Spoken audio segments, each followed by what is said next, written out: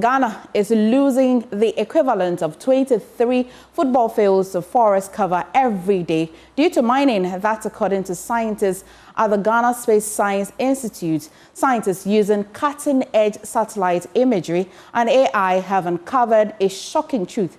In just a decade, over 59,000 hectares of forest in the south have been wiped out. It's the first time such devastation has been mapped so precisely. Michael Ashale has the details for Tech Thursday this week. Mining is one of Ghana's most important economic sectors, contributing billions of dollars to the economy and providing thousands of jobs. But the cost of this wealth has been high.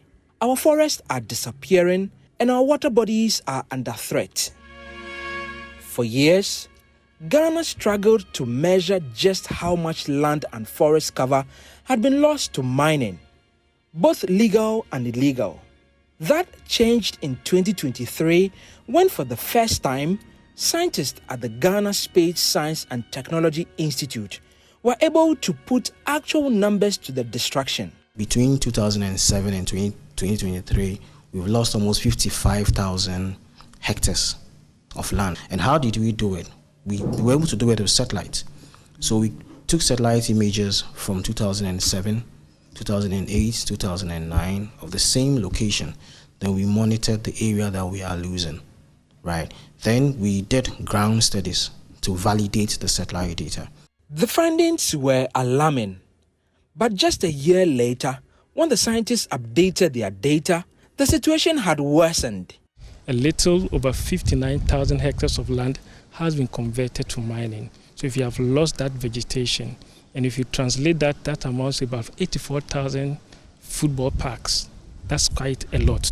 And from 2015 to 2020, there was about 72% change in mining in terms of the land converted.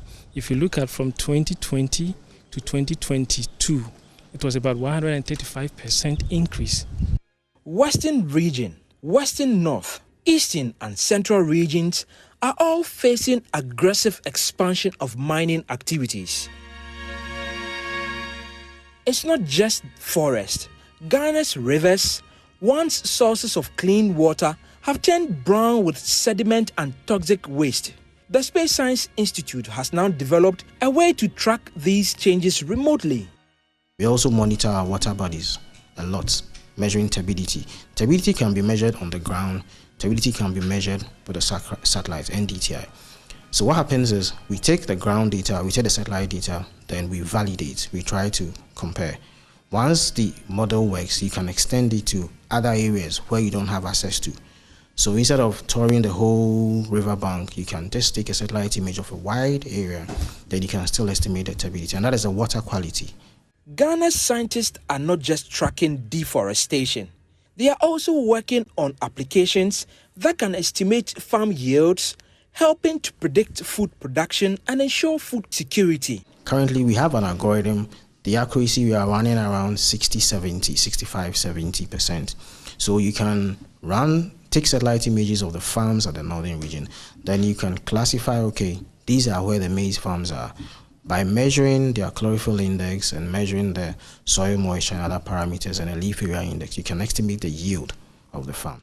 Despite their groundbreaking work, Ghana's space scientists are facing serious threats, especially from land encroachment. The Ghana Radio Astronomy Observatory, a key research facility, has lost most of its land. The initial land was 165 acres. It came to 75. Now we are having less than 30.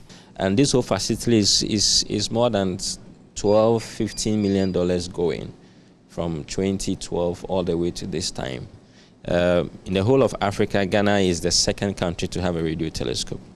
What the people around are doing is that they are producing RFI, or radio frequency interference, and that is affecting our data. Then you see this wiggles here. That is the background noise that is coming from around us. This is our project site, and one of the challenges that we are facing is the heavy encroachment. And not only that, it's affecting the science that we are actually doing. Ghana's space scientists believe the country must take its space program more seriously. While other African nations are launching satellites, Ghana currently has none in orbit. We need to own our own satellite. We need to build our own satellite, owned by Ghanaians, built by Ghanaians. So when you take our brothers, Nigeria has about 7 satellites. When you take South Africa, they are big brothers. They've launched almost 13 satellites. Likewise, Egypt, Rwanda also has launched a lot of satellites. Angola launched a communication satellite, which they are reaping from. When you come to Ghana, as we speak, as I said before, we don't have any satellite in orbit. For Joy News, Michael Ashale.